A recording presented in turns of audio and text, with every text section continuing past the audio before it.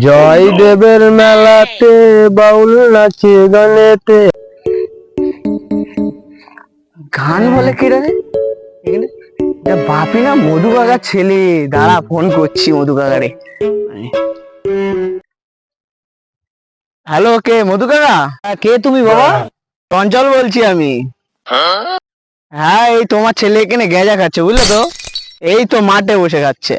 হুম। আমি সারা ভারতবর্ষ ওকে খুঁজে বেড়াচ্ছি আর ও মাঠে বসে গাঁজা খাচ্ছে।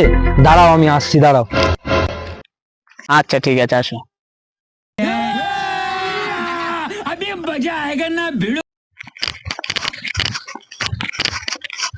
কই রে বাবা, কই রে? আসো সামনে, চলো চলো তাড়াতাড়ি চলো।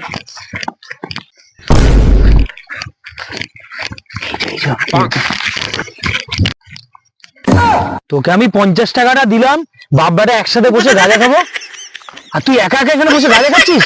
ভাগ্যিস চঞ্চল আমাকে ফোন করে বললো। আহা, আমি পারি না, আর পারি না।